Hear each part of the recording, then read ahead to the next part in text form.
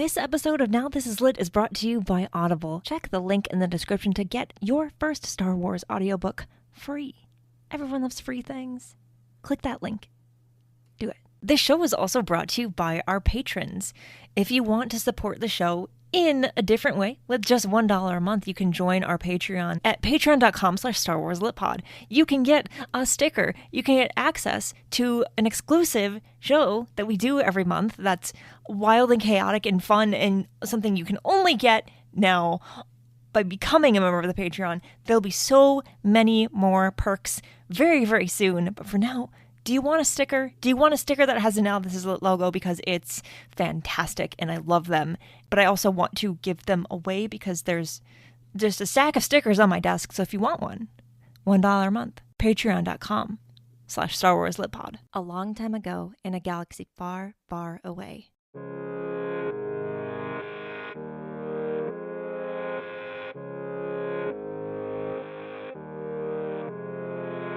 You're listening to Now This Is Lit, a podcast about Star Wars books, the people who make them, and the readers who just can't get enough of them. I'm your host, Meg Dowell. I use she, her pronouns. And happy Valentine's Day. The week that this episode is coming out is Valentine's Day. And keeping with tradition on the show, even though it's technically only the second time we've done it, we are talking about romance in Star Wars books, a specific book. Last year, I invited my special someone onto the show to talk about Lost Stars. Go back and listen to that episode. It's very, very fun. This time, we're tackling A Crash of Fate by Zoraida Cordova.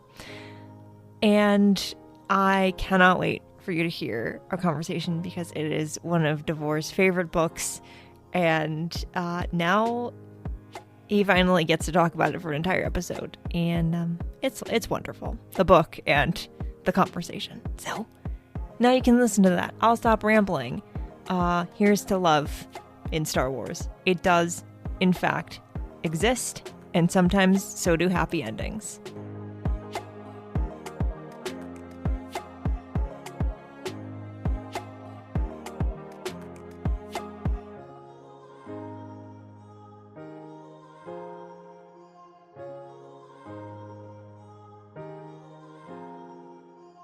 Question for you.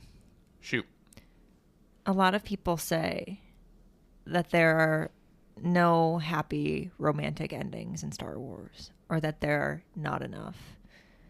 What do you say to that? I say, read a book, please. Because they're there. You just have to look for them. Do you have a favorite example of a book that you think people should read that can confirm this statement? I do. Let's travel with me, listeners. Let's go back in time to August of 2019. We're a few months out from the release of The Rise of Skywalker. Galaxy's Edge at the Disney parks has opened, I think, at this point. Yes, sure. I think so, or okay. It's about to. Yeah, we should have gotten a date stamp on that, but Yeah. has or will. Disney is releasing a line of promotional tie-ins for the parks, multimedia, and as part of that, an author by the name of Zoraida Cordova releases her debut Star Wars book, and it is a book called A Crash of Fate. Before we continue, hi, hello, how are you? Would you like to introduce yourself to the listeners once again? Yes. So, in case you don't recognize my voice by this point, or maybe you're a first-time listener and this is your first time listening to the show, in which case, welcome. My name is Davor. I am the producer for Now This Is Lit, and I podcast about Star Wars in a couple different venues, one of these being them. And last year, we started an annual tradition on this show, which is to record a special Valentine's Day episode. And last year, remind the listeners what we talked about last year for Valentine's Day. Yes. So last year, in February of 2023, we talked about Claudia Gray's epic, era-spanning love story, Lost Stars. And this year for 2024, in case you haven't already figured it out, we are talking about Zoraida Cordova's much smaller, time-wise, but no less special love story, A Crash of Fate. There's no one I would rather have on the show to talk about love stories. You being a special person in my life beyond being the producer of this show. So thank you once again for joining me. Of course. I have been yelling about A Crash of Fate pretty much since the start of my Star Wars podcasting career, such as it is, going on almost 4 years. And this is the first time I'm actually on any podcast, any show, actually talking in any significant length amount of time that's not just pure ranting about A Crash of Fate. It is your favorite Star Wars book. Maybe? No, I'm still gonna go with Lost Stars. Okay. But A Crash of Fate is very high up there. Yeah. It is the book that you could, you know how people are like, what's the one thing you could like give a talk on for like an hour with no preparation? Like, this is it for you. This is your thing. Yes. Which we may actually do that. Not that we haven't prepared, but you know what I mean. Yeah, we both reread the book, so we did technically prepare. Yes. Because it has been a minute. Yeah. Yeah. Okay. You kind of set the scene a little bit for like the time period that we were in when this book came out. Do you know what else was going on in Star Wars land in the fall, late summer, fall of 2019? Do you remember what else? Because there were a lot of books. There was A Crash of Fate, but also Black Spire and a different line of Star Wars books were being released in the lead up to The Rise of Skywalker, Resistance Reborn, Force Collector. But that's not all. Do you remember what else? Like book-wise? No, just in general, Star Wars. Well, that November is Fallen Order. Yeah. Yeah, and then, of course, December is Rise of Skywalker. Do you remember what else? Mandalorian. Yeah. And the release of Disney Plus. Yep. Headlining with a Star Wars live-action show. Do you remember your Star Wars fandom life at this particular moment in time? Think like August to December. Were you okay? Yeah, I do. I was not, at that point, I wasn't really into the books. Okay. So I didn't really start my journey into Star Wars reading until like early 2020. Uh-huh. So the book stuff wasn't really on my radar.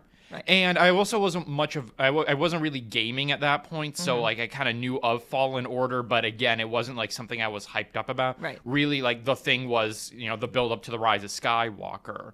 But still, I remember like all the hype around that, and that's at that point was around when I was really starting to get into like listening to a bunch of Star Wars podcasts. So I was like getting to the point where like I wanted to ultimately kind of jump into the fray myself. Right. So I do remember just that kind of environment and anticipation, and there's all this stuff happening. Right. I was writing at Dork Side of the Forest at the time, and so of course we were covering all of this, everything. That on top of me just being a fan and liking all the things anyway, because I wanted to experience all of it because there was such a variety of things. There was a show happening. There was a video game. There was a movie coming out. There were books, comics, anything that you could like as a Star Wars fan was happening around this time. And I remember feeling so overwhelmed, but so happy to be just like having something constant to be looking forward to and excited about. It is probably, like, we talk about, we recently talked about 2023 being a great year for books. This, like, very short span of time was a wild time for Star Wars books. I cannot believe this many books came out between August and November. Unheard of. And the fact that they were doing this Galaxy's Edge multimedia project and the Journey to the Rise of Skywalker at the same time. I don't know how they did it. I really don't. So this book was Zoraida Cordova's first novel in Star Wars, of course, definitely not the last. I've gotten many more since then. She's now wonderfully part of the High Republic group of authors, which is pretty cool. She's also contributed another fantastic Star Wars love story and couple in the time since. Ziri and Fontu. I mentioned them in my wedding vows. You sure did. You weren't ready for that, were you? No. No one else knew what you were talking about. Well, actually, no. Our officiant would have known what you were talking about. Yeah. So it was the two of us were the only people in the space who knew what you were talking about. Without any context to why our officiant would have any idea what we were talking about at our wedding, people who are listening are like, what kind of wedding was this? If only you knew. Oh, wild. So, you did not read... Walk me through your first experience with A Crash of Fate, because you hinted, and I'm assuming it means you did not read it when it came out.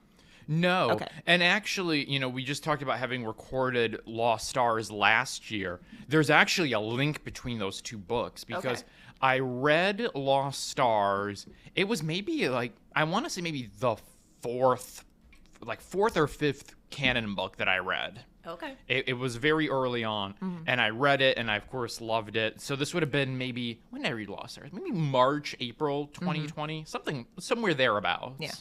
I would guess.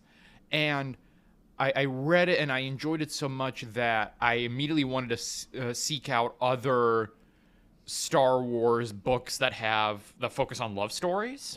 So I wanted to find the other ones. And... at the time there weren't a ton. There have been a couple more since. Yeah. But one of them, of course, that got recommended to me was A Crash of Fate that I discovered through Twitter. And so I then read it. I don't remember how far after Lost Stars I read A Crash of Fate. I don't think it was much far afterwards. But I read it, and then it instantly just became a book that I just really, really loved. Yeah. And latched onto really quickly. It really was a kind of love at first sight situation with this book. Aww. Yeah, I remember reading it when it came out, because I don't think I was getting books ahead of time yet. I think I was still reading them as they were released. 2019, right? I think so. And I remember loving it. I remember just flying through it because it was very much to me, and we can talk about this more, very much like Black Spire. It was very much a book that could have leaned too far into this is an advertisement for a theme park, but the balance between it being set in this location but actually having a good story to go along with it was perfect. I don't know if you have any thoughts on that. No, I absolutely agree with you. And one of the interesting things about this second reread is that when I read it now, I had the added context of Black Spire, because I read Black Spire last fall. Yeah.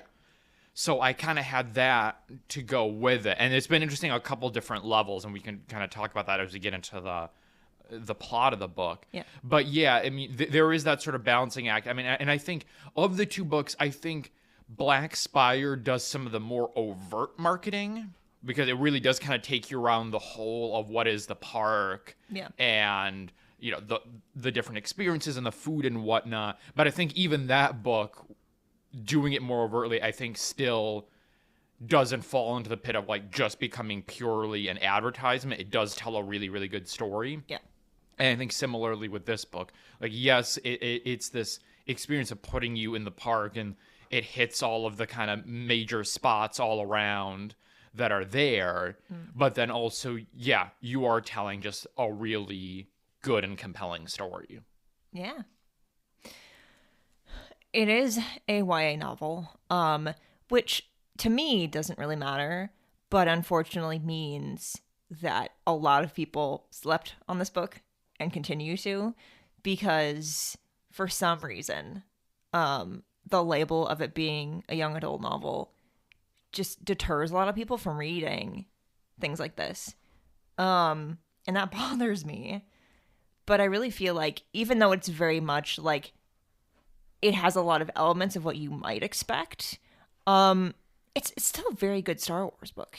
And I know you know that because that's why you're here. Yes. But just if you know, this is a spoilery discussion. So if you obviously want to read the book and don't want spoilers, we're probably going to spoil the book for you. But if you are curious enough and want to hear more enough about the book that you want to actually read it, even though you haven't yet, and you need persuading, we're here, because it's very important to me. I think everyone should give YA a chance, especially this book.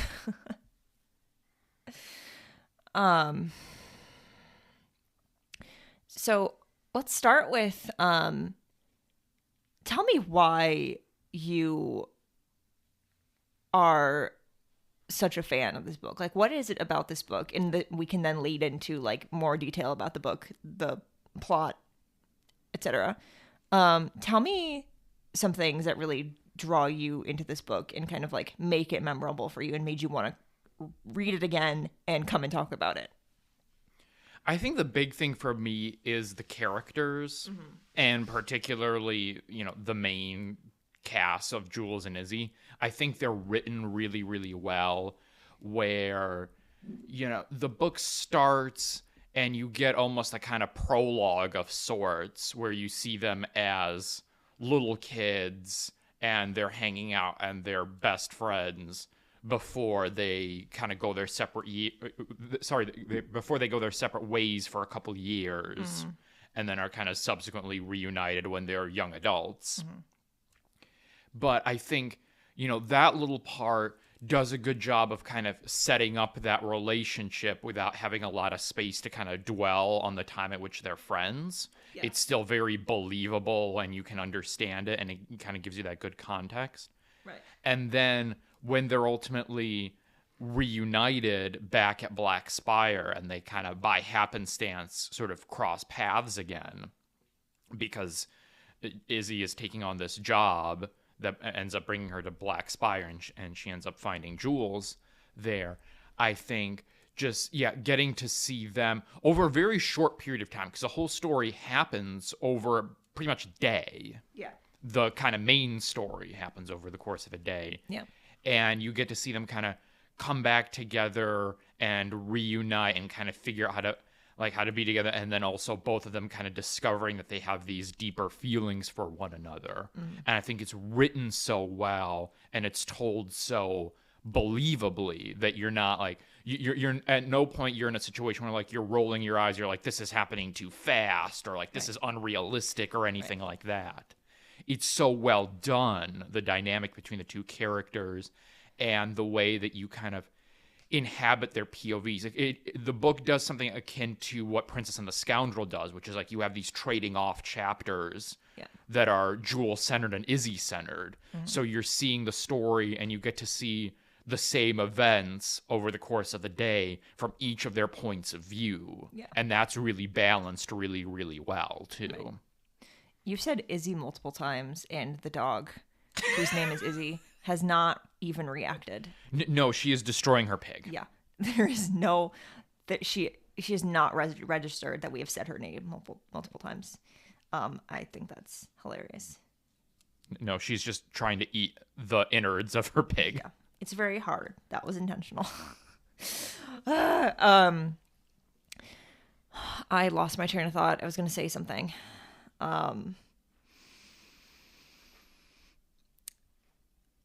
I think the tendency for a book like this is for someone to ask, what's the point? You know, like what are the consequences? Like, why does this story matter? Because it is very much different from maybe other Star Wars books you may have read, where like it's very isolated from what you would call like the main Skywalker saga plot, let's say.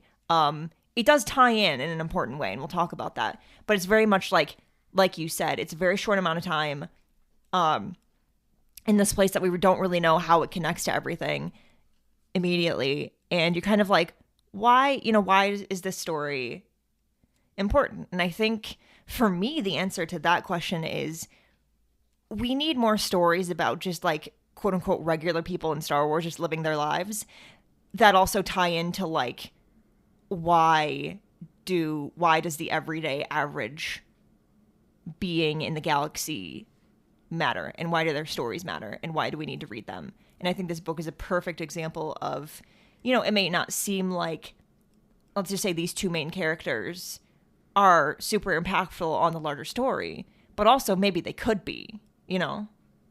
Yeah.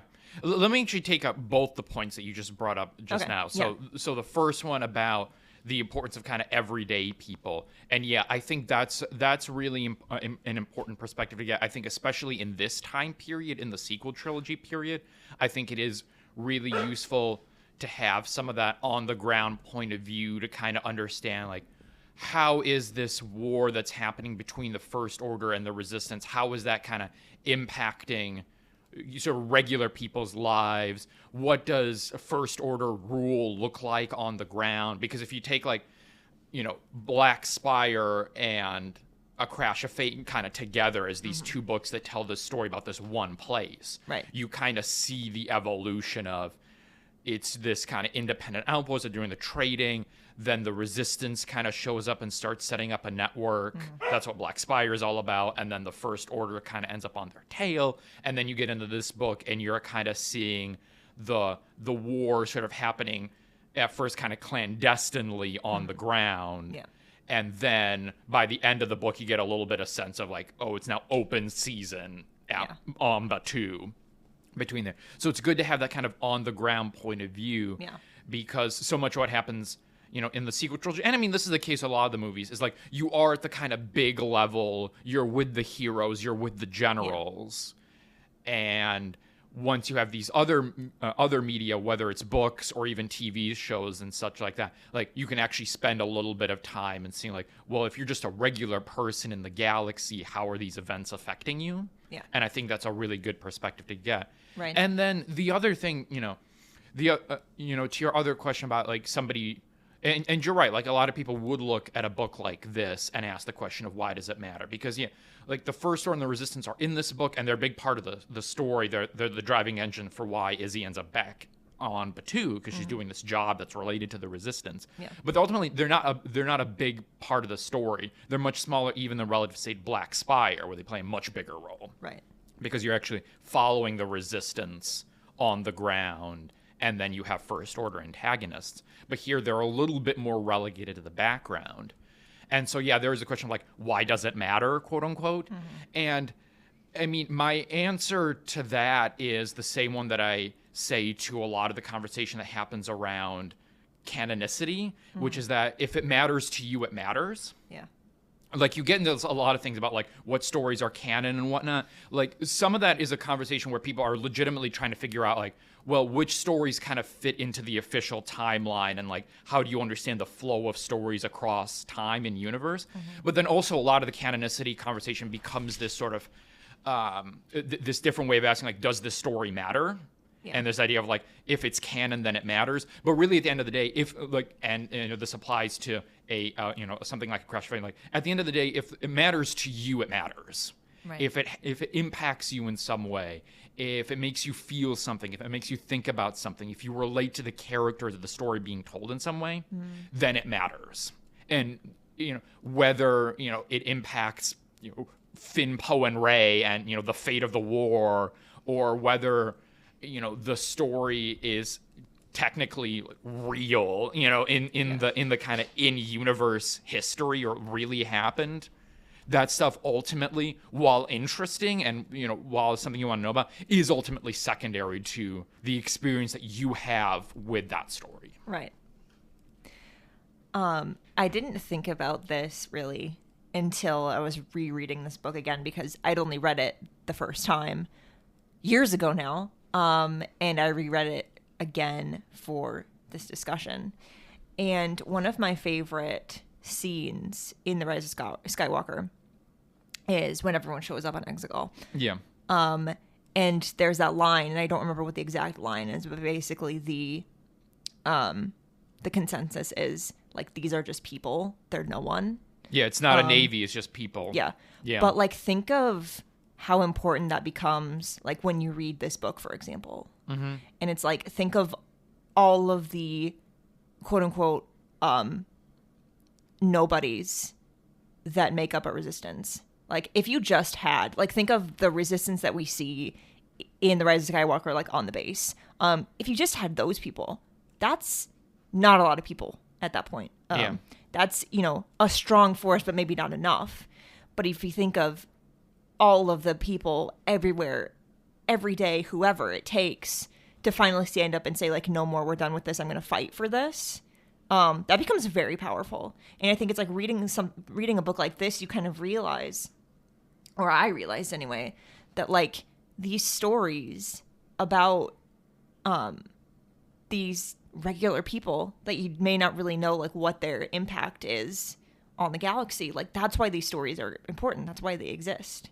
Because you have to get to a point where you're at the end of The Rise of Skywalker and there's all these people that just show up. Like, who are these people? Why are they here? This is why. It really kind of, like, made me think a lot about things.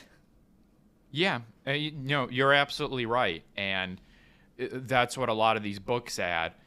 Crash of Fate adds a Black Spire, even Resistance Reborn. All these books are about building up and trying to find people who are willing to support the cause. And then all of that ultimately, as you say, kind of crescendos at the end of Rise of Skywalker when they all show up from across the galaxy. Yeah. To engage in this kind of final fight against the Sith. Right.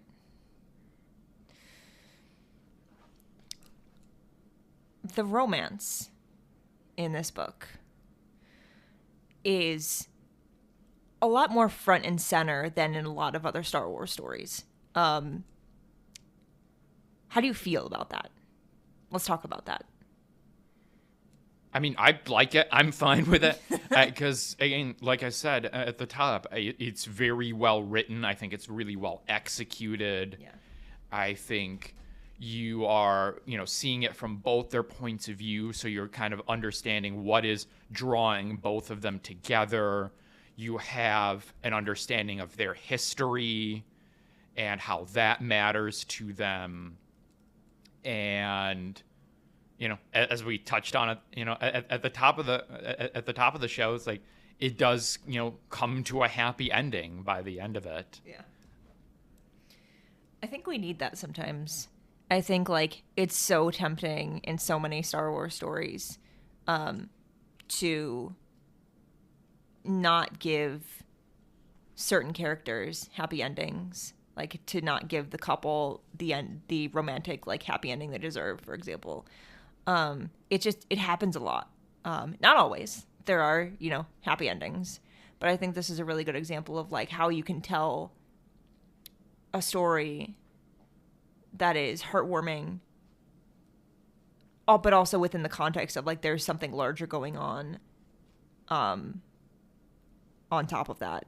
Because, like, a romantic relationship in this time period could seem so small and insignificant, but, like, it's not, especially to these characters in particular. Yeah. Agreed. What else? What else do you want to say about this book? Let's talk about more things.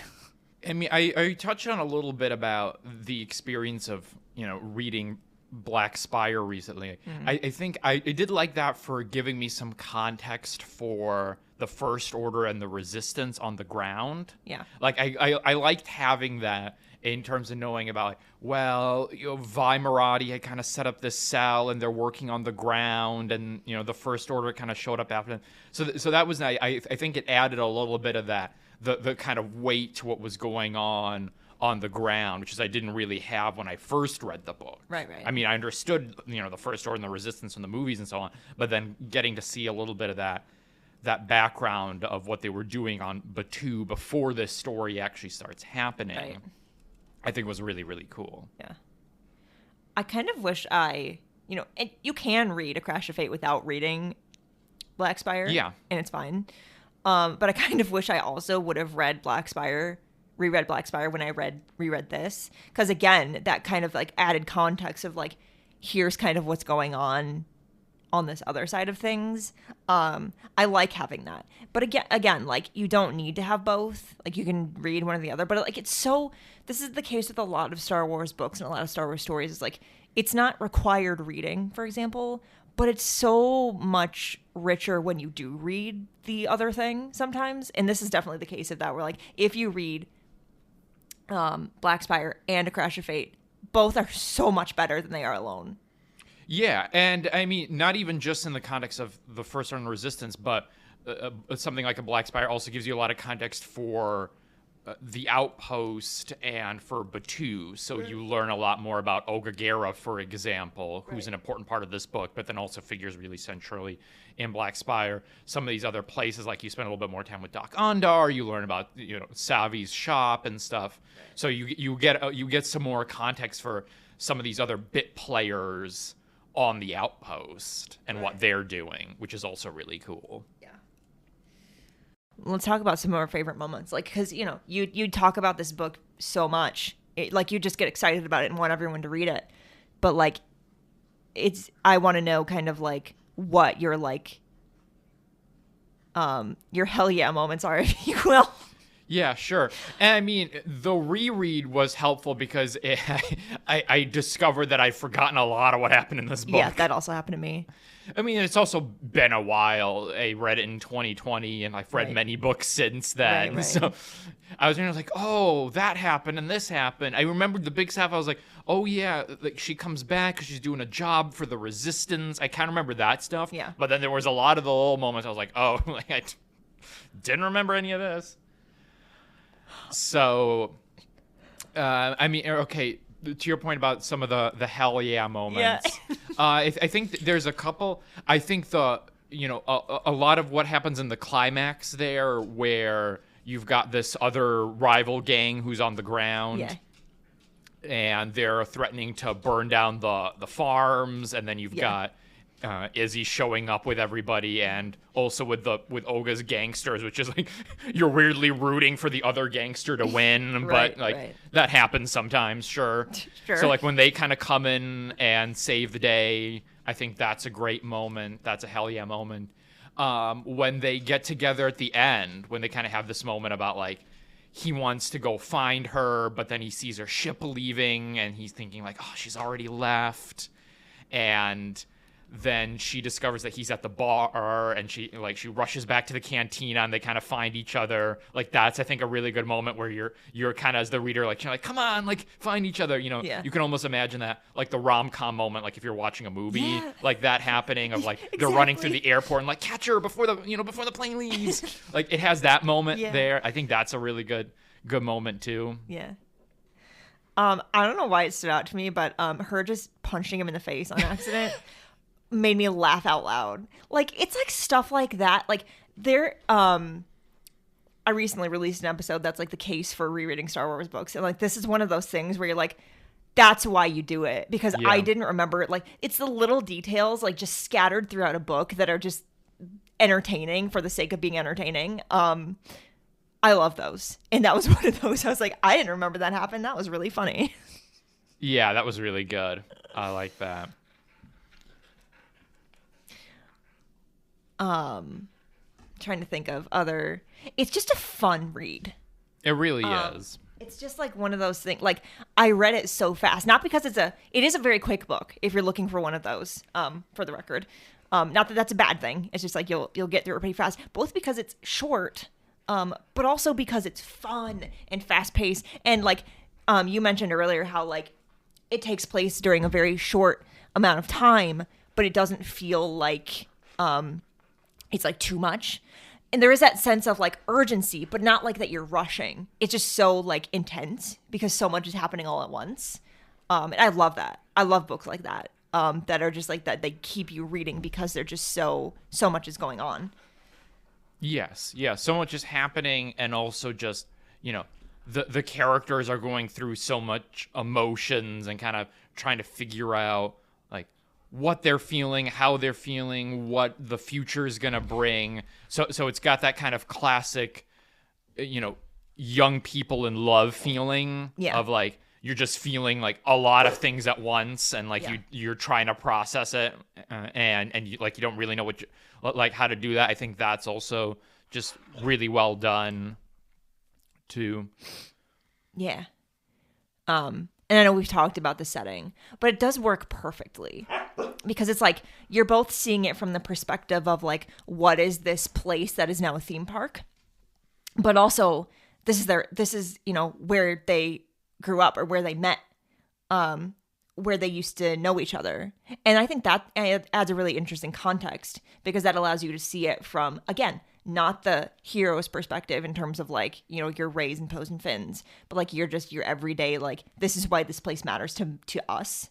Again, I think we need that more in Star Wars. Yeah, you know? and it's a story that, you know, if you ask yourself like what makes this a Star Wars story, there's of course all of the kind of Star Wars settings to it, and you've got, you know, First Order resistance, so on and so forth. Like, you have these places and stuff, but then there's also these very kind of Star Wars story elements and motifs, and in a lot of ways, these folks, you know, we've talked about, you know, the ordinary people point of view here.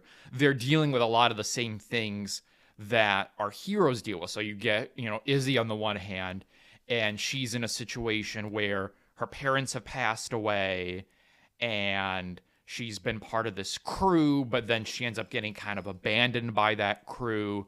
So she's dealing with a lot of issues around trying to find her place and find her people and, you know, where's home and stuff like that. Yeah. There's sort of that challenge. And then with Jules, like, one of the things that you see with his character is talking about like how he's, you know, he's had these kind of big dreams about he's wanted to leave Batuu and travel around, but then there's always been these things that have kept him rooted to Black Spire. Yeah. And, you know, whether it's his, you know, originally his parents and then they're gone, but then his sister is still there and, you know, taking care of the farm and stuff and all the people that he knows and so on in the community. Yeah. And so like they're having these very similar struggles that our heroes do. Like, you know, Izzy's struggle being very akin to, let's say, a Rey, where like they're both trying to get a sense of belonging and where they fit in the galaxy and like finding their people. And then Jules having this, you know, kind of the struggle of, you know, sort of the very akin to like a Luke in A New Hope, where he's kind of got these big dreams and he wants to leave, but then also is like, but I can't leave. I got work to do. Right. Like, I got to stay here. I got to help my aunt and uncle. Right. So like that, also that like breaking that tether, like, you know, going for the adventure and kind of exploring the wider galaxy. Like these, like there's, you know, there's distance between these folks and our heroes, but then also not. Their struggles are very similar. Right. And so they're also relatable in that way. It is a very relatable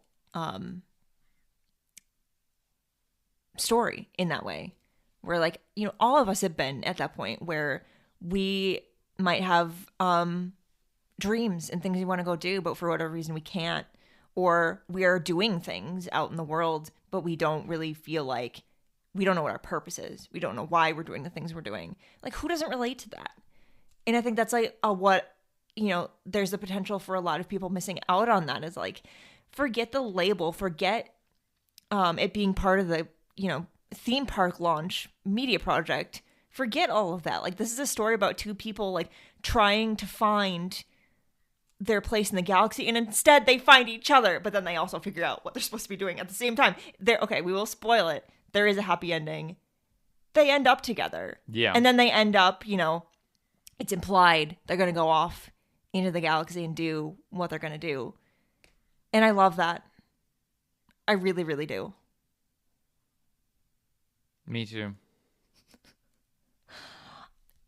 If there are listeners out there who are interested in reading more about strong love stories in Star Wars, whether it's a quote-unquote romance novel or not, let's recommend some other things that they can read if they want to.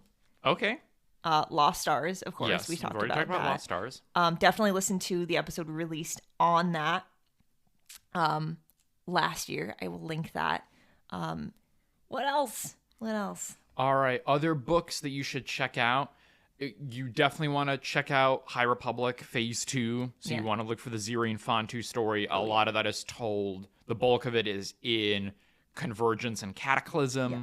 But do also read the adjacent books that, again, will kind of help you, give you a kind of wider context for what's happening. Right. But, I mean, in terms of the Ziri and Fontu of it all, it is really in those two books.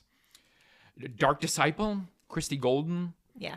You get a really good Quinlan Voss, Asaz Ventress love story there. Princess and the Scoundrel, we touched on a little bit. That's really about the marriage of Han and Leia and their honeymoon in the kind of immediate aftermath of Return of the Jedi. Other ones you want to recommend? Those are the big ones. There might be more in Legends, but we'll stick to canon for now. In honor of Valentine's Day, I will recommend. I will find some more recommendations, and I will list those out for all of you. But let's all celebrate love and companionship and great Star Wars stories. Yes. Happy Valentine's Day. Happy Valentine's Day. To everyone, and also to you, my favorite person. You too. Speaking of you, do you want to be found on the internet? Sure, why not? So, if you want to find me on the socials, you can find me on X at A Larger View Pod. You can also listen to me as a co-host over on the Clashing Sabers Network, where I talk on their main show. And you can also hear us together on Space Swifties, a Star Wars and Taylor Swift podcast. Read A Crash of Fate. Yes, go read A Crash of Fate. Do it. Do it. Do it.